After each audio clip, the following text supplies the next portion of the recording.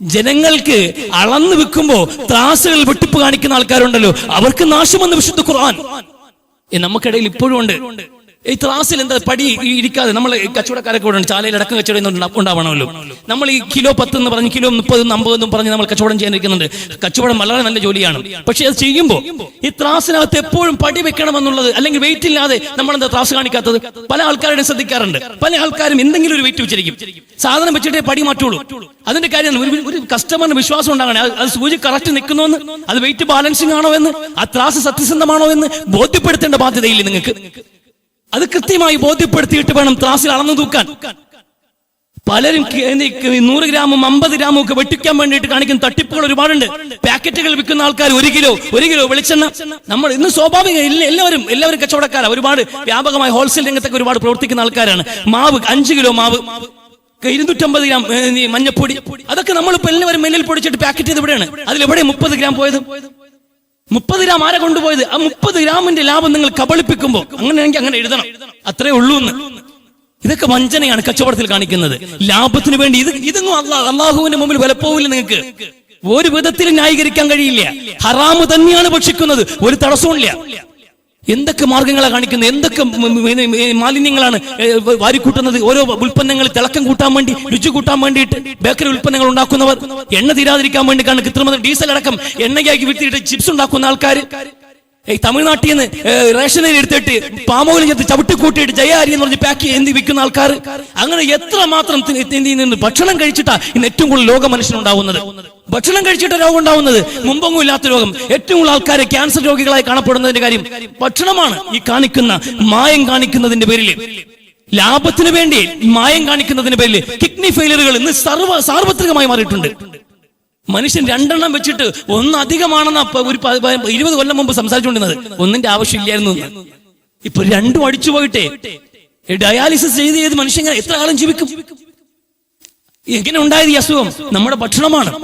ഈ ഭക്ഷണത്തിൽ കുട്ടികൾക്ക് ബേബി ഫുഡിൽ പോലും മായം കാണിച്ചിട്ട് ലാഭമുണ്ടാക്കുന്ന നെറുകെട്ട മനോഭാവമുള്ള മനുഷ്യർ.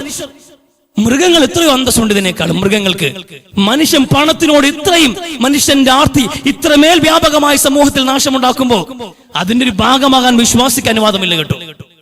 നാട് എങ്ങനെ ഓടിയാലും ശരി തന്നെ, നടുവേ ഓടാൻ നിൽക്കില്ല. നിങ്ങൾക്ക് ഇസ്ലാം പഠിപ്പിച്ചൊരു വട്ടമുണ്ട്, ഒരു വൃത്തത്തിനകത്ത് നിന്നുകൊണ്ടല്ലാതെ നിങ്ങൾക്ക് ഓടാൻ അനുവാദമില്ല. അങ്ങനെയുള്ള ഒരു തരികട കാണിച്ച് നിൽക്കാൻ സമ്മതിക്കില്ല വിശുദ്ധ ഇസ്ലാം. അതുകൊണ്ട് കച്ചവടത്തിന്റെ ഏത് മേഖലയാണ് നിങ്ങൾ സത്യസന്ധത പുലർത്തണം. ഒരു കസ്റ്റമറെ എന്നൊരു വാചകം അറിയുമോ നിങ്ങൾക്ക്? പുണ്യ നബി സല്ലല്ലാഹു അലൈഹി വസല്ലം പറഞ്ഞ വാചകമാണ്. സത്യസന്ധതയോടെ കച്ചവടം ചെയ്യുന്ന ഒരു മനുഷ്യനുണ്ടല്ലോ, ഗുണകാംക്ഷിയോടെ കച്ചവടം ചെയ്യുന്ന ഒരു മനുഷ്യനുണ്ടല്ലോ, അവൻ രക്തസാക്ഷികളും സിദ്ദീഖീങ്ങൾക്കും ഒപ്പമാണ് എന്ന് റസൂൽ സല്ലല്ലാഹു അലൈഹി വസല്ലം. എവിടെ? പരലോകത്ത്. അയാൾ ഒരു സർവീസാണ് ചെയ്യുന്നത്, വലിയൊരു സർവീസ് തന്നെയാണ് അയാളും ചെയ്യുന്നത്. സത്യസന്ധത പുലർത്തിക്കൊണ്ട് കച്ചവടം ചെയ്യുന്ന ഒരു മനുഷ്യന് അള്ളാഹു റസൂൽ പറഞ്ഞ സ്ഥാനമാണ്. ആരാ? സിദ്ദീഖീങ്ങൾ എന്ന് പറഞ്ഞാൽ പ്രവാചകന്മാർ കഴിഞ്ഞാൽ ഏറ്റവും ശ്രേഷ്ഠരായ ആ സമൂഹത്തിനെ പൊതുവിൽ പറയുന്ന പേരാ സിദ്ദീഖീങ്ങൾ. ആ സിദ്ദീഖീങ്ങൾക്കും ശുഹദാക്കൾക്കും ഒപ്പമാണ് ഒരു കച്ചവടക്കാരൻ പരലോകത്ത് നിൽക്കുക എന്ന് പറയുമ്പോൾ എത്ര വലിയ അംഗീകാരമാണോ അത്? അതിന് സത്യസന്ധത കാണിക്കണം നമ്മള്. അത് കണക്കിന് ഉദ്യോഗസ്ഥരും അതിന് കൂലിത്തൊഴിലാളികളും ഒക്കെ ഒരു ശമ്പളത്തിന് പണിയെടുക്കുന്ന ആൾക്കാരാ. നമ്മൾ ശമ്പളത്തിന് ജോലി എടുക്കുന്ന ആൾക്കാരാ. ഈ ശമ്പളം ഹലാലാവേണ്ടി നമുക്ക്. നമ്മൾ സമയമാണ്, നമ്മൾ എന്ത് ചെയ്യുക? സമയത്തിന് നമുക്ക് ശമ്പളം. 10 മണി മുതൽ 5 മണി വരെ ജോലി പറഞ്ഞൊരു ഉദ്യോഗസ്ഥൻ ഒരു സർക്കാർ ഓഫീസിലേക്ക് കടന്നു ചെന്ന് കഴിഞ്ഞാല് ആ ലഞ്ച് ബ്രേക്കും ടീ ബ്രേക്കും കഴിഞ്ഞ ബാക്കി മുഴുവൻ സമയവും നിന്റെ ജോലിയുടെ ഭാഗമാണ്. അവിടെ മൊബൈൽ കുത്തിയിരിക്കാൻ വാദമില്ല നിനക്ക്. കൂട്ടുകാരെ ഫോൺ വെച്ച് സൊല്ലാനുള്ള സമയമല്ലത്. അത് കണക്കിന് നാട്ടുകാരും കൂട്ടുകാരും വരുമ്പോൾ പിടിച്ചിരുത്തി സൊല്ലാനുള്ള സമയമല്ലത്.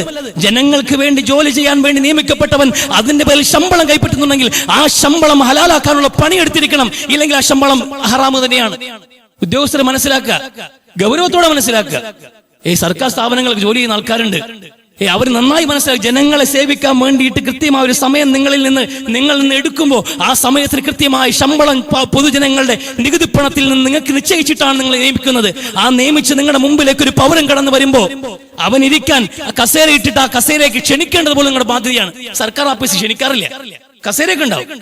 ഒരാളുടെ മുമ്പിലേക്ക് ഓഫീസിലേക്ക് ചെല്ലുമ്പോഴത്തേക്കും അവിടെ നമ്മളാണ് ഇരിക്കുന്നതെങ്കിൽ തീർച്ചയായിട്ടും വരുന്നവന്റെ വലിപ്പമല്ല, ഏത് മനുഷ്യനാണെങ്കിലും ആ കസേര അവന്റെ അവകാശമാണ്. അതിലേക്ക് ഇൻവൈറ്റ് ചെയ്യുക എന്നുള്ളത് നിങ്ങളുടെ ബാധ്യതയാണ്. നിങ്ങളുടെ ഓഫീസല്ലേ, നിങ്ങളാണല്ലോ ക്ഷണിക്കുക.